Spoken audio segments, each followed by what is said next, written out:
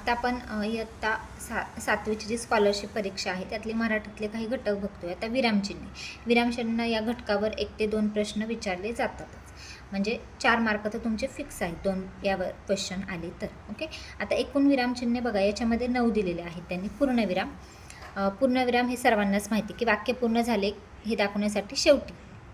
मी दररोज शाळेत जातो. अर्धविराम बघा, अर्धविराम चिन्ह लक्षात आहे, वरती डॉट आणि खाली स्वल्पविराम येतो. 2 छोटी वाक्ये उभयनवी अव्ययाने जोडतात तेव्हा वापरतात. गड आला पण सिंह गेला. स्वल्पविराम एकाच जातीचे शब्द लागोपाठ आल्यास वापरतात. हाक मारताना नावापुढे संबोधनापुढे वापरतात. गंगा, यमुना, सरस्वती. आता बघा, एकाच जातीचे नद्यांची नावं आली आहेत सगळे. एक दाखवताना त्यांनी काय केलं आहे, स्वल्पविराम आला आहे. गोदावरी या भारतातील नद्या आहेत. श्यामल, पुस्तक दे. किंवा हाक मारताना आपण स्वल्पविराम वापरतो. श्यामल, पुस्तक दे. अपूर्णविराम वाक्याच्या शेवटी तपशील देताना. नामांचे प्रकार पुढीलप्रमाणे आहेत बघा. तपशील द्यायचा आहे आपल्याला नामांच्या प्रकारांचा, मग इथं 2 डॉट दिले. सामान्य नाम, विशेष नाम, भाववाचक नाम. प्रश्नचिन्ह, आता वाक्यात जर प्रश्न विचारायचा असेल तर आपण प्रश्नचिन्ह वापरतो. तू कुठे गेला होतास. उद्गारवाचक सगळ्यांना माहिती, मनातील भावना व्यक्त करताना शब्दाच्या किंवा वाक्याच्या शेवटी वापरतात. बापरे, केवढा हा मोठा साप. शेवटी आलं इथं किंवा मध्ये इथे पण आलेलं आहे बापरे. पुढे अवतरण चिन्ह, एकेरी आणि दुहेरी. आता बघा, जेव्हा एखाद्या शब्दावर जोर देताना दुसऱ्याचे मत सांगताना गांधीजींनी चले जाओ ही घोषणा केली. आणि दुहेरी अवतरण चिन्ह कसं, तर बोलणाऱ्याच्या तोंडचे शब्द जसेच्या तसे दाखवताना शरद म्हणाला मी सरीला येईल. आता संयोग चिन्ह, याच्यामध्ये काय आहे, 2 शब्द जोडताना वापरतात. ओळीच्या शेवटी शब्द अपुरा राहिल्यास वापरतात. विद्यार्थी, प्रतिनिधी. पुढे दिले, मला पावसावर निबंध लिहायला आवडतो. आता अपसारण चिन्ह, संयोग चिन्ह अपसारण चिन्हामध्ये थोडासा फरक आहे. संयोग चिन्ह बघा, लाईन थोडीशी लहान येते आणि अपसारण चिन्ह डॅश म्हणतात त्याला, ते थोडंसं मोठं येतं बघा. बोलता बोलता विचारमालिका तुटल्यास. मी गेलो पण. इथं दिले, ती मुलगी डॅश दिलाय बघा, जिने लाल रिबीन बांधली आहे डॅश, ती पहिली आली. बघा, ते यावर क्वेश्चन आलेले महत्त्वाचे क्वेश्चन बघूया आपण. पुढील वाक्याच्या शेवटी कोणते विरामचिन्ह येईल. आपली नाजूक मुलगी समुद्रातल्या धोक्यांचा सामना कसा करेल. कसा करेल थोडक्यात प्रश्नचिन्ह येणार. पर्याय क्रमांक 4. एखाद्या गोष्टीला पर्याय सुचवायचे असल्यास कोणते चिन्ह वापरावे. पर्याय सुचवायचे म्हणजे आपल्याला काय लागेल, विकल्प चिन्ह. पर्याय क्रमांक 4. पुढे, मी भीमा, रमेश, बाळू, प्रकाश, तानाजी अशी 10-12 पोरे एकत्र यायचो. या वाक्यात एकूण किती विरामचिन्हे आली आहेत बघा. यावर आधारित 2021ला प्रश्न आला आहे. किती विरामचिन्ह आले आहेत बघा. स्वल्पविराम आहे, 1 झालं. त्याच्यानंतर आता तुम्ही म्हणताल अनेक स्वल्पविराम, तेवढे नाही मोजायचे, एकच स्वल्पविराम आहे ना, ते अनेक वेळा आल्या तरी एकदाच मोजायचं. त्यानंतर दुहेरी अवतरण चिन्ह आहे, 2 झाले. इथे बघा संयोग चिन्ह 10-12, इथे संयोग चिन्ह 1 आहे म्हणजे 3 झाले. आणि फुल स्टॉप 1 म्हणजे 4 आले एकूण. पर्याय क्रमांक 3 मध्ये. पुढील वाक्यात कोणते विरामचिन्ह द्यायचे राहिले आहे बघा. काका मला सारा युरोप बघायचा आहे. तर इथं काका बोलल्यानंतर इथं स्वल्पविराम हवा होता म्हणजे 2 नंबर स्वल्पविराम राहिलेला आहे. त्याच्यानंतर बघा, आलेले क्वेश्चन मी घेणार आहे फक्त. उत्कट भावना व्यक्त करताना ती दाखवणाऱ्या शब्दाच्या शेवटी कोणते विरामचिन्ह वापरतात. उत्कट भावना बोलताना तर उद्गारवाचक वापरतो आपण. त्याच्यानंतर पुढीलपैकी योग्य विरामचिन्ह वापरलेले वाक्य ओळखा. बाबा म्हणाले, खरंच पोरी, संगणकाचा महिमा अगाध आहे. बरोबर आहे. आणि पुढील वाक्यात एकूण किती विरामचिन्ह आले आहेत, तर हा प्रश्न पुन्हा घेते मी. डॉक्टर म्हणाले, आयुर्वेदिक औषधे ती योग्यच, मात्र व्यायाम सोडून कसे चालेल. बघा, याच्यामध्ये इथे बघा, हा थोडा 25वा क्वेश्चन हा जमलिंगचा आहे, त्याचं आन्सर सांगते मी. बघा, एकूण किती विरामचिन्ह आहेत. इथं स्वल्पविराम, दुहेरी अवतरण चिन्ह 2 झाले. इथं उद्गारवाचक 3 झाले. प्रश्नचिन्ह 4 झाले. पण डॉक्टर नंतर बघा इथं त्यांनी डॉट दिलेला आहे, ओके नाही, फुल स्टॉप.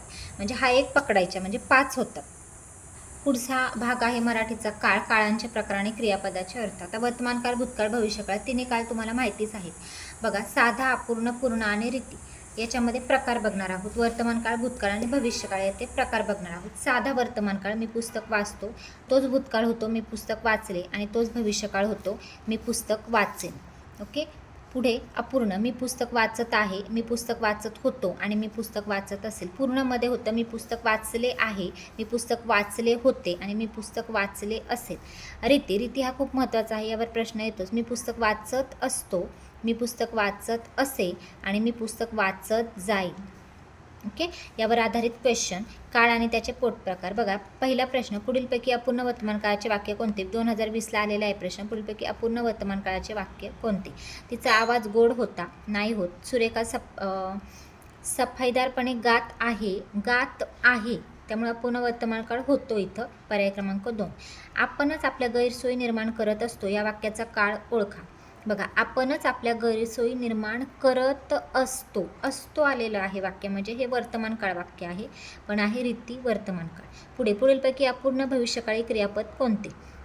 घेत असेन, घेतले असेन आणि घेत असतो, घेत जाईन. अपूर्ण भविष्यकाळी विचारले त्यांनी, घेत असेन. पर्याय क्रमांक 1 उत्तर येतं. पुढे बघा, क्रियापदांचे अर्थ. याच्यामध्ये स्वार्थ, यात क्रियापदावरून कालाव्यतिरिक्त आज्ञा, विनंती, कर्तव्य, इच्छा, संकेत असा कोणताही बोध होत नाही. क्रियापदाचा केवळ स्वतःचा अर्थ असतो. उदाहरणार्थ, मी पाणी पितो, तू घरी गेला, रमेश उद्या येईल. स्वार्थ. आज्ञार्थ, यात क्रियापदावरून आज्ञा, सल्ला, विनंती, उपदेश, आशीर्वाद किंवा प्रार्थना असा कोणता तरी बोध होतो, म्हणजे आज्ञा दिलेली असते थोडक्यात. तू मोठ्यानं बोल, तू हे प्रकरण कोर्टात ने, रामू एवढे काम कर, मुलांना नेहमी खरे बोला. उपदेश आहे याच्यामध्ये, देव तुमचे भले करो, आशीर्वाद आहे, आणि देवा सर्वांना सुखी ठेव, प्रार्थना आहे. म्हणजे हे होतं आज्ञार्थ क्रियापद. पुढे विद्यार्थी दिले. विद्यार्थीमध्ये काय सांगितले? या क्रियापदावरून कर्तव्य, इच्छा, योग्यता, तर्क, शक्यता असा कोणता तरी बोध होतो. उदाहरणार्थ, आपण नेहमी सत्य बोलावे, कर्तव्य आहे आपलं. मला नेहमी सत्संगती घडावी, इच्छा आहे. तुम्ही आई वडिलांचे ऐकावे, कर्तव्य आहे. त्याला नेहमी यश मिळावे, इच्छा आहे. कुमार गंधर्वांनीच हे पद गावे, योग्यता आहे. आणि तो शाळेत पोहोचला असावा, तर्क आहे. मला 80% गुण मिळावेत, शक्यता आहे. आणि ते काकाच असावेत, तर्क आहे. संकेतार्थ म्हणजे यात क्रियापदावरून एक गोष्ट दुसऱ्या गोष्टीवर अवलंबून असण्याचा बोध होतो. उदाहरणार्थ, मला वेळ मिळालाच तर मी हे काम पूर्ण करेन, आणि अभ्यास चांगला केला तर तुम्हाला जरूर शिष्यवृत्ती मिळेल. संकेत दिलेला आहे ना, असं केलं तर तसे होईल. जर तर थोडक्यात संकेत आला. आता क्रियापदाचे अर्थ, यावर काही क्वेश्चन महत्त्वाचे घेऊया आपण. आम्ही काही वेळ बसलो तरी माणसांची चाहूल लागेना. आता बघा, आम्ही काही वेळ बसलो तरी माणसांची चाहूल लागेना, म्हणजे याच्यामध्ये संकेतार्थ आहे ना. पुढे, हे ईश्वरा सर्वांना सुखा समाधानात ठेव. आता हे काय आहे? प्रार्थना आहे थोडक्यात. मग आपण हे कशामध्ये पाहिले? आज्ञार्थमध्ये, म्हणजे पर्याय क्रमांक 2. आता आलेले क्वेश्चन याच्यामध्ये 2 महत्त्वाचे घेते मी. आजोबांनी वर्तमानपत्रातल्या सर्व बातम्या वाचून काढल्या. आता हे वाक्यातील कोणत्या क्रियापदाचा अर्थ आहे? सगळ्या वाचून काढल्या. स्वार्थ. पर्याय क्रमांक 3. 15. अपूर्ण वर्तमानकाळाचे वाक्य पर्यायातून निवडा. बघा, मी सहजपणे लंगडी खेळत असे, मी सहजपणे, वर्तमान काळ विचारला त्यांनी, असे, खेळत असते, मी सहजपणे लंगडी खेळत आहे, आणि मी सहजपणे लंगडी खेळते. आता बघा, खेळत आहे चालू आहे, अपूर्ण म्हणजे थोडक्यात चालू आहे आता क्रिया, म्हणजे पर्याय क्रमांक 3 उत्तर याचं. अशा प्रकारे हे मराठीचे आपण टॉपिक पाहिलेत.